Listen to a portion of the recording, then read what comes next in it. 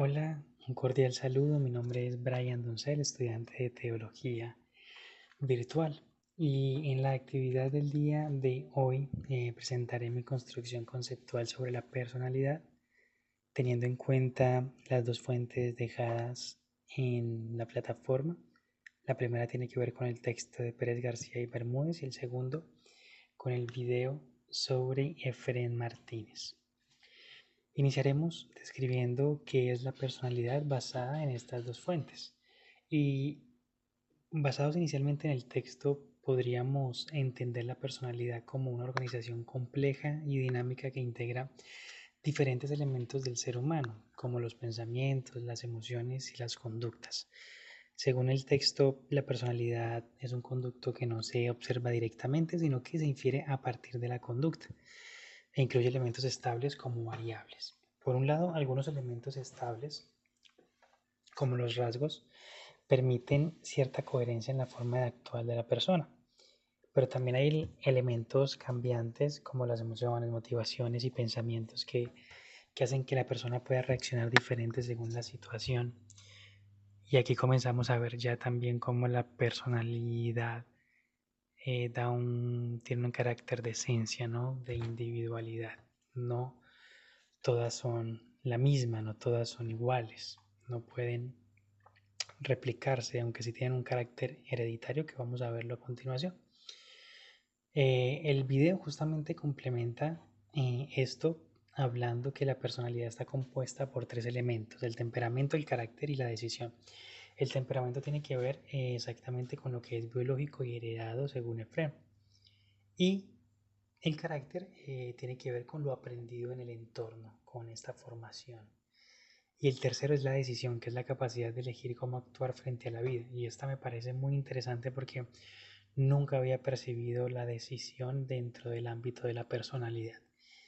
Eh, pero puede tener sentido. Claro que según cómo se expresa en el video, creo que la decisión en sí misma no es suficiente como para moldear la personalidad, pero sí es definitivamente valiosa y determinante.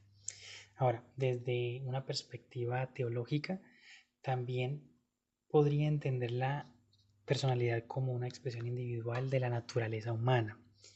Es decir, la naturaleza humana sería como esa descripción general y la personalidad ya sería como esa expresión individual de cada persona, donde se integran todos estos elementos biológicos, emocionales, sociales y espirituales.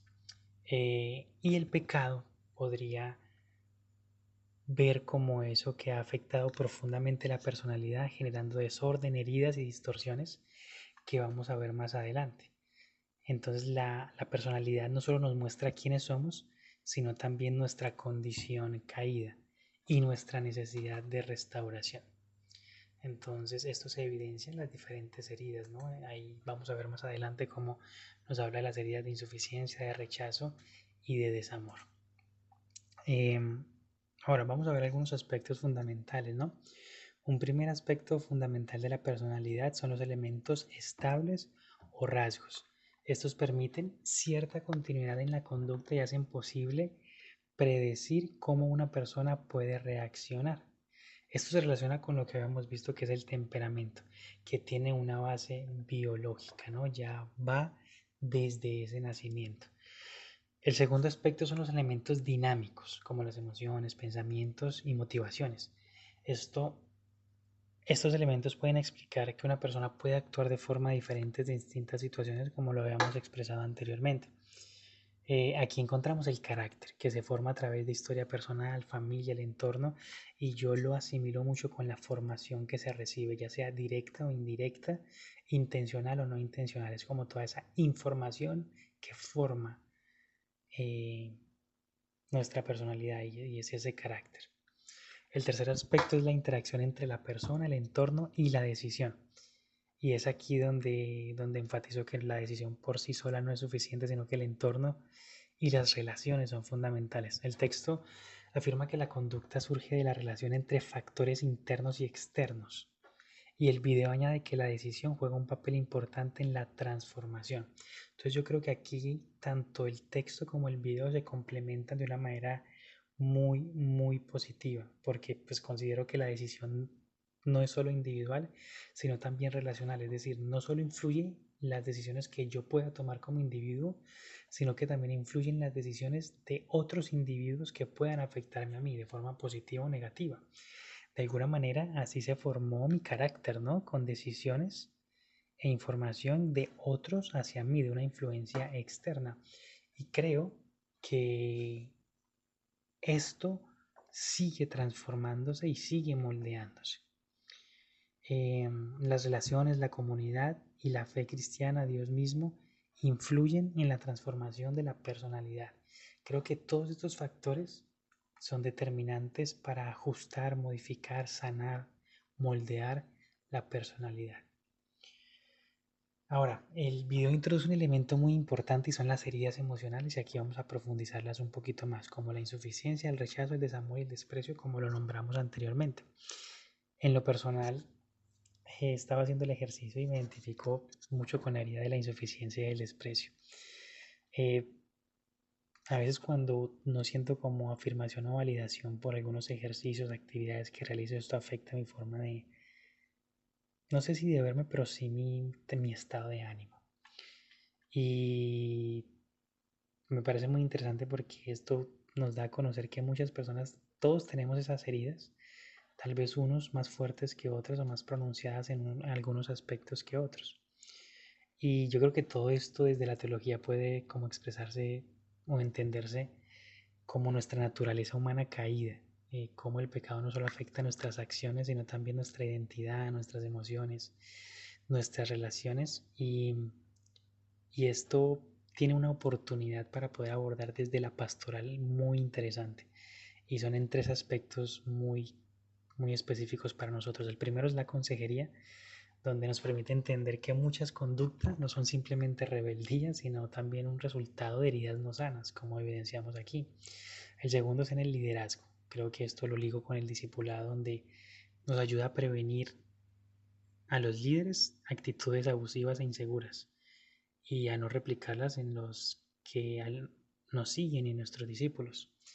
Pues muchas veces yo creo que hemos visto cómo el liderazgo distorsionado nace de vacíos internos, ¿no? Y quieren llenar vacíos por medio de una posición.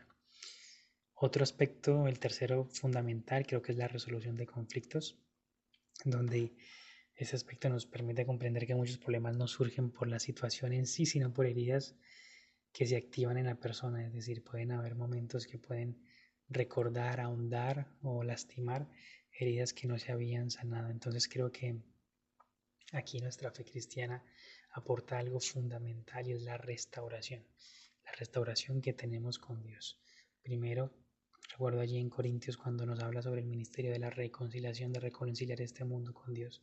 Y yo creo que por ahí también pasa el hecho de reconciliarnos nosotros con Dios y luego con los demás. Eh, no se trata solamente de que una persona decida cambiar, creo que no, el fundamento no está en el poder de su decisión, sino de que Dios ha tomado la iniciativa de restaurarnos y nosotros podemos responder a esa gracia. Entonces vemos características como la confesión, el acompañamiento, el discipulado, el amor al prójimo. Entender la personalidad es fundamental para la vida cristiana porque nos permite conocernos con humildad y crecer en amor hacia los demás. La Biblia nos dice que debemos amar a Dios sobre todas las cosas y a nuestro prójimo como a nosotros mismos. Entonces, creo que esto nos permite amarnos a nosotros y amar a los otros, pero también conocernos a nosotros y conocer a los otros. Esto nos ayuda a reconocer quiénes somos sin Dios, pero también quiénes podemos llegar a ser con Él. También nos permite entender que así como nosotros tenemos heridas, los demás también las tienen. Y lo que nos lleva a desarrollar empatía, tolerancia y compasión. En este sentido, el estudio de la personalidad no es solo un conocimiento académico que nos funciona como información, sino una herramienta que nos va a ayudar a vivir de una manera más consciente, de una manera más sana y más alineada al propósito de Dios. Muchísimas gracias.